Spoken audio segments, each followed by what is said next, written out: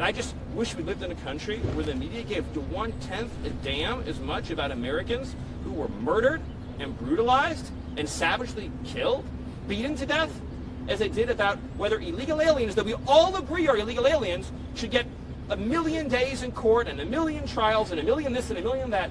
There's 15 million illegal aliens that violently enter the country. If every one of them got the trial that you're asking for, it would take us centuries to remove them. Centuries. We'd be talking about this in 300-400 years. What's going on, everybody? Welcome back to the channel. Hope all's good wherever you are. It's finally official. Stephen Miller has had enough of the mainstream media's low IQ questions. Check this out. Gentlemen, the return, guys, do you know the difference between a deportation order and a withholding order? Do you know the difference? Any of you, please. Do you? Well, we're not in the government. But you couldn't even spend 72 hours over the weekend learning the distinction, even though you've been writing and talking about it this whole time. Stephen, we're not going anywhere. On the gold cards. Just raise your hand. Does any of you know the difference between a deportation order and a withholding order? My question is, how do you know that he's a member of MS-13? The White House has repeatedly said, according to intelligence. By the way, according to our government and his government. In other words, his government has confirmed based on their own intelligence that he's a member of MS-13. First of all, do you dispute that he's an illegal alien? What's that? Do you dispute that he's an illegal alien? No. Okay. And do you dispute that as an illegal alien, we have the right to deport him? He went through the legal process. So I want to be very... Okay. What I'm getting from this conversation, which is educational for me, is that not one person in the media knows the difference between a deportation order and a withholding order. Is that a fair statement? You're learning about this all for the first time right now? I guess so. Okay. So the deportation order means the judge has said he must be deported from the country. He has no right to remain here any longer. He must be removed from the country.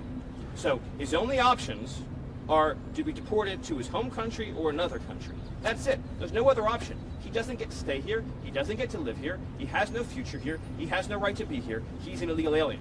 So when you keep saying return, because you've been spun up by the open borders advocates, you all seem to be operating under the illusion that he would be able to come to the United States and just continue to live here illegally. That's not an option available to him.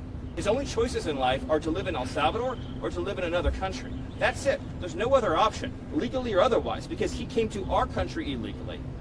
Do you understand that?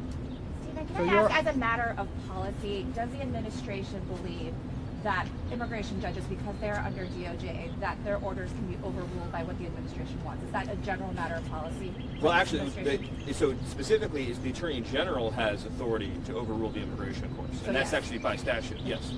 Other questions? Stephen, on the gold card, the President and Secretary Letnick have suggested they're lining up applicants already. How many people do you expect to be tagged to this program when the President announces it this week, if he actually announces it this week? I'll let Secretary Letnick provide that update, but I appreciate that. The White House administration is going to deport 1 million undocumented people. Much more than that. Much more. Stephen, also of the 10 alleged gang members that Secretary Rubio said were sent to El Salvador over the weekend, what sort of due process did they get as mandated by the Supreme Court? Well, you're talking about the alien enemies? Yes, the alien. So first of all, a number of those are MS-13. So again, those are just standard removals of El Salvadorians to El Salvador. And without, what evidence did you provide that they were MS-13? Okay, so we seem to be confused about this.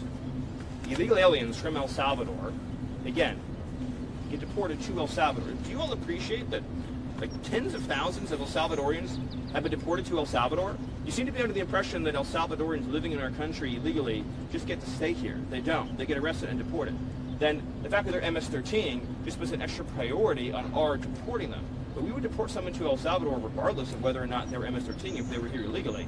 That's just an extra, because of the priority on public safety threats, we're emphasizing the removals of gang members, in this case, foreign terrorist organization gang members. But as to your other question, they went through all of the due process, as you would call it, that is required by law. So what I find so mystifying is that I've been talking to you all for a very long time. I legitimately, in my entire, going back years actually, in my entire professional life, I've never received this many questions from the media about an American who was raped or murdered by an illegal alien. Like, legitimately never. And all of you who are enjoying your lives and doing quite well, if you had children and you were living near any of these people, you would move away immediately. You would call the police immediately. You would call us and ask us to make you and your family safer immediately. And you thank your lucky stars every night that you have enough means and enough money not to live in communities where, say, illegal alien pedophiles offend and reoffend and keep reoffending and keep reoffending. There's an expression there, but for the grace of God, go I. He's for sure right. These leftoids in the mainstream media right now cannot relate to the regular person in America on the economy, on safety. Ultimately, these are the two issues that are going to win somebody an election. It's always going to be the economy first, and people want to feel safe in their country. They wanted the border shut down. They want their mothers, fathers, brothers, sisters, aunts, cousins, daughters to be safe. And the left, on all these issues, as expected, they're all about the identity politics and oppressor versus oppressed. And they're always on the wrong side of it, because this time the oppressed is the American citizen. You know how much money we spend in a year? $200 billion a year to feed, house, and give Medicare to illegal migrants. Not even talking about the safety issue and all the crimes that were committed, and these people that Steven's talking about here that were hurt, raped, killed, even if they didn't do any of those evil things. Why does nobody care about the American taxpayer's point of view? Great for the illegal that comes in here. Wow, they get to come in and they get to make money in the richest country in the world. Great. They get some housing, some Medicare, free food. But who's got to pay the bill for that? When is somebody going to care about the American taxpayer? Trump won the election because it's always going to go back, like I said, to the economy. People always say that Obama's economy was so great. It really wasn't if you go back and look at the metrics. If it was so great, Hillary would have won, and Trump wouldn't have won in 2016. It's the same old thing all over again with these silly, progressive leftists. Let's get back to Stephen Miller. The Biden administration apprehended 2 illegal aliens from Venezuela. They were trained to Aragua. A lot more than 2, but I'm telling you 2. And they decided they were entitled to an enormous amount of due process. And they didn't feel they had enough evidence to just deport them right away. So they put them on a monitoring system known as supervised release. You're familiar with this case.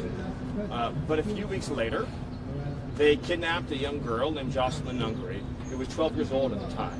I'm sure you've seen pictures of her. I mean, just the most perfect girl you could possibly imagine. And her mother loved her very much. She was tied up, savagely beaten, stripped naked, tortured to death, murdered. Her body was dumped into a lake. So she didn't get any due process, but I'll tell you who did are the 2 illegal aliens from Venezuela who stole her forever. And there's stories like that all over the country. We just arrested a pedophile illegal alien who's being shielded by a sanctuary city, who's been charged in 20 sex crimes against children. None of you, any of you have had the chance to spend time with victims' families whose children have been raped or whose wives have been raped and murdered. But if that doesn't break your heart, nothing will. And I know that we have some people, like Taylor Lawrence, who fantasize about assassinations and things like that. But in the civilized society, the power of the state is used to keep innocent people alive and to keep innocent women and children from being hurt. This administration is never going to apologize for using the power of the state to keep men, women, and children from being savagely murdered and beaten. If we release known and suspected MS-13 and trained to Aragua, and then there's another Jocelyn Nungary, then whose responsibility is that going to be? Do you think that we're going to sit around wringing our hands, wondering if, maybe we should, release this person, give them a little bit of extra time, give them a little bit extra chance to plead their case, and then what? They kidnap somebody, they slit their throat, they shoot them in the head, and we say, well, at least the illegal alien got due process. They're here illegally. The only place that they deserve to go is to some country other than our country.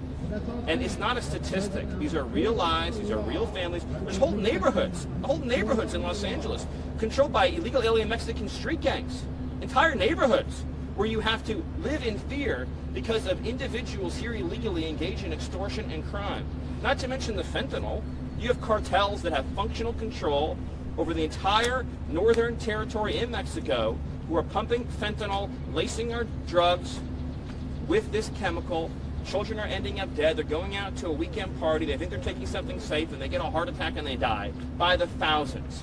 So we're not going to apologize for doing something about that. And I just wish we lived in a country where the media gave 1/10 a damn as much about Americans who were murdered and brutalized and savagely killed, beaten to death, as they did about whether illegal aliens that we all agree are illegal aliens should get 1,000,000 days in court and 1,000,000 trials and 1,000,000 this and 1,000,000 that. There's 15 million illegal aliens that violently enter the country. If every one of them got the trial that you're asking for, it would take us centuries to remove them. Centuries. We'd be talking about this in 300-400 years. Their great-great-great-grandchildren would be the ones representing them in court. That's how long it would take. Illegal aliens who come to our country have to be removed, and they have to be removed quickly, and that is an essential component of having something that we like to call a country. Stephen, on the One matter last of question. on the Thank you. matter of visa restrictions, the president on his first day.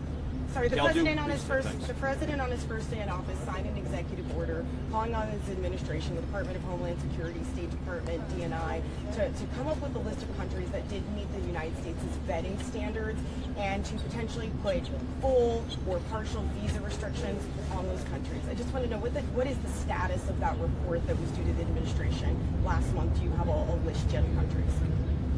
So, the State Department has done the work that you're describing. It's currently going through the standard review process. I don't have any update beyond that, but I mean you're correct in your statement that this was a product that was called for at the beginning of the administration, and it's being worked on, and hope to have a further update for you soon. Last question. If I may, President Trump continues to say that one of the best arguments for sending undocumented criminals to El Salvador is cost. When it comes to this White House considering sending U.S. citizens to El Salvador because of being criminals, is that the same argument, cost?